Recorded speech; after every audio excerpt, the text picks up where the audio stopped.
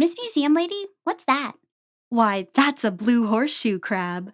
Did you know one horseshoe crab can lay 4,000 eggs? That's a lot of brothers and sisters, huh? But even though crab is in the name, What are they doing?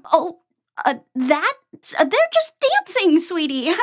All right, kids, let's go look at some dinosaur bones. As a kid, field trips made our Monday through Friday slog of a school week feel worth it. Homework was horrible, tests were terrible, but if getting good grades and being on my best behavior earned me a day off with all of my pals, my nose was in a book. My chair had 4 on the floor, and I was always using my inside voice. Hey, can you pass this to... Pass it yourself, Kaylee! I'm seeing that dang lighthouse!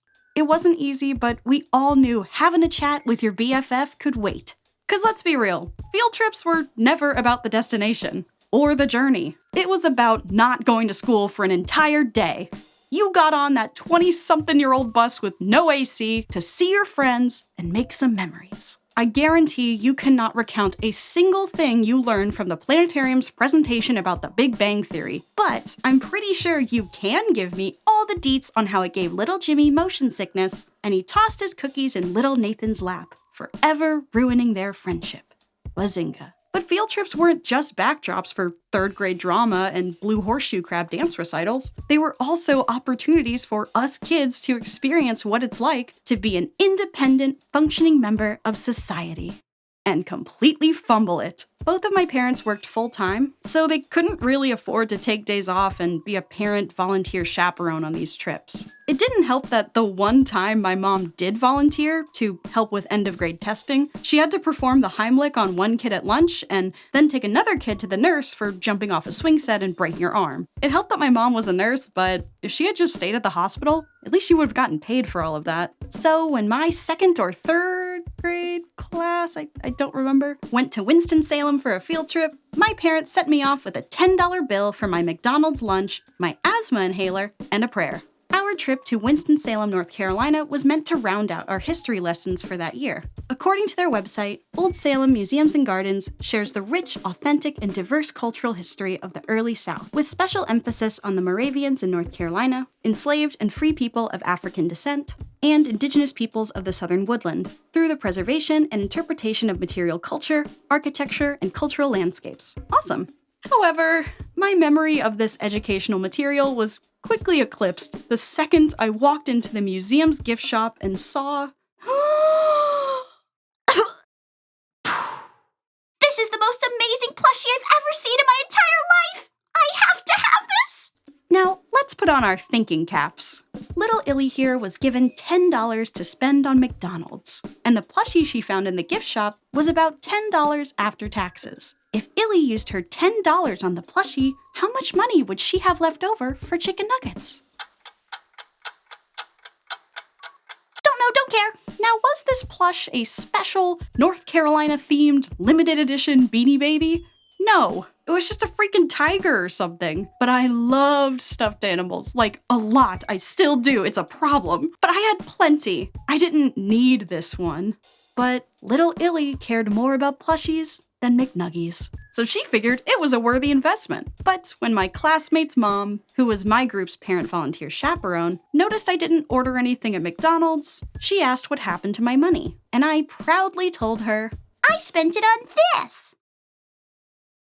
So she, rightfully horrified that a child would make such a dumb decision, bought me some chicken nuggies and later told my parents. They were, of course, very disappointed in me and sent me to school the next day with $10 to pay my classmate's mom back. And I had to do a couple weeks of chores to pay back my debts. No regrets, though. I'd do it again. Lisa, did you listen to anything we told you? You need to learn What? I don't see people fighting over custody for their McDonald's orders, do you? Obviously, I understand now as an adult why my parents had to teach me this lesson. Kids don't always make great decisions, especially when left to their own devices. Looking back, however, I'm pretty sure my boneheaded Beanie Baby purchase set me up for some karma. I don't remember where we went, but for one field trip, our school rented one of those big fancy charter buses with the neon rainbow seats, the bathroom that always smelled bad, and most importantly, TVs!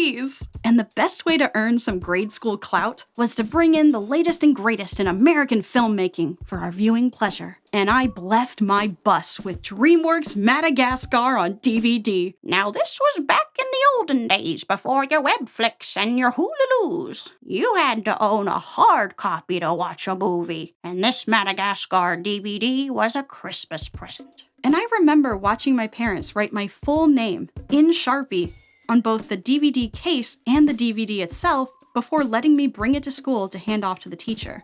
And I thought, That's weird. Who would steal a Madagascar DVD? Especially if I personally handed it to my teacher and she made a note of who it belonged to.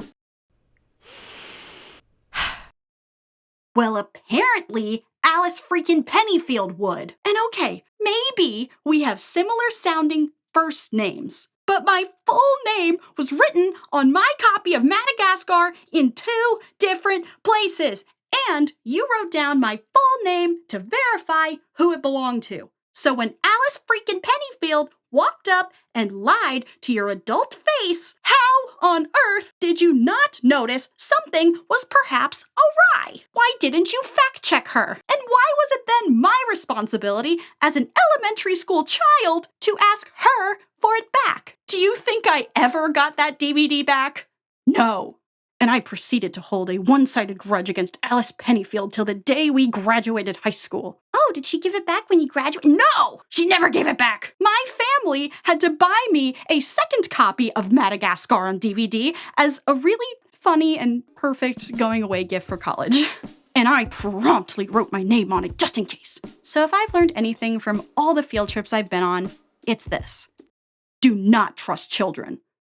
Breaking news. Luigi has taken over. He has cloned himself. He has learned how to drive. And worst of all, he has a bendy little skeleton capable of inconceivable levels of mischief and tomfoolery. Illymation enjoyers, I need your help. From now until October 11th, every Luigi clone you adopt is one less clone wreaking havoc on the people of Earth. Take him home, teach him some manners, give him a bedtime. Help me bring peace to these agents of chaos. We only have until October 11th. After that, I fear it will be too late. Again, please be on alert. He is bendy, he is soft, and he is quite charming. Go to illymation.com now to adopt your Luigi clone today. Your clone will be apprehended, given a high five, and is expected to arrive on your doorstep just in time for Christmas. Thank you, stay safe, and good night.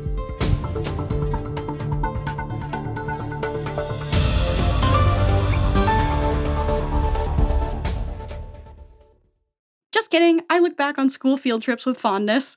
The privilege to go out into the real world and be curious is a great thing for kids, and I thoroughly enjoy going to museums today as an adult to keep learning. So with that, thank you for watching my videos, keep your hands off my Madagascar DVD, and as always, stay safe.